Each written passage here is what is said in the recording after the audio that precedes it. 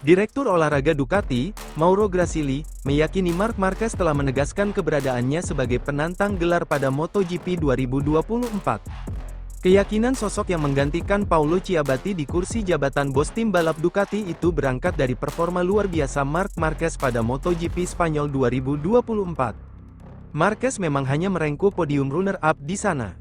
Si semut dari Cervera belum menang karena podium tertinggi ditempati pembalap tim pabrikan Ducati Lenovo, Francesco Bagnaia.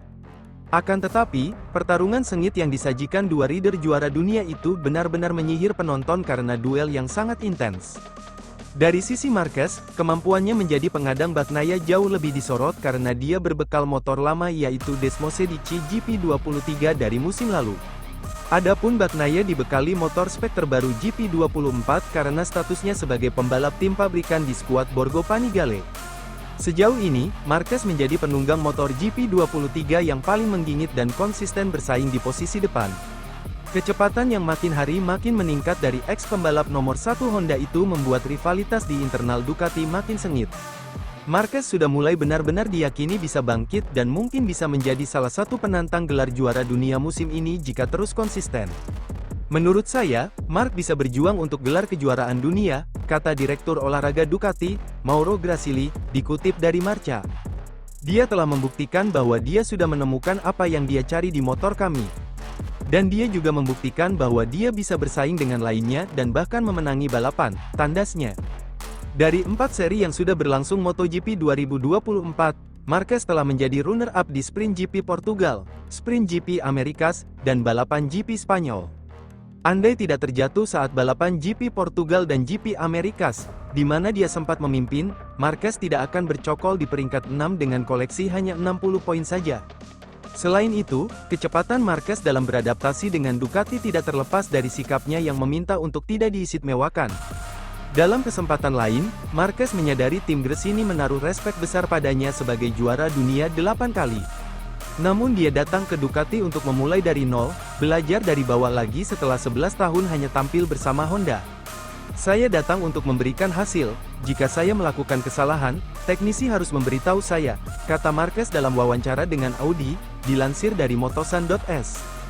Jangan karena alasan respek lalu mereka tidak mengoreksi saya. Misalnya, jika saya harus memasuki tikungan lebih cepat, atau mungkin melakukan kesalahan, maka mereka harus memberitahu saya, tandasnya. Cepat atau lambat, prediksi Gracili bahwa kemenangan Marquez akan segera datang mungkin akan benar-benar terjadi.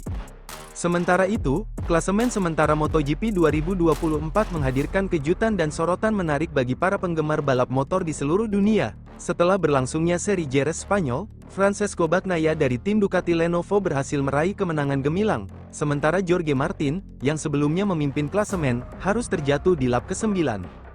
Dengan tambahan poin penuh dari kemenangan ketiganya secara beruntun di Grand Prix Spanyol, Bagnaia kini menempati peringkat kedua dalam klasemen, hanya berjarak 17 poin dari Jorge Martin yang masih memimpin dengan 92 poin.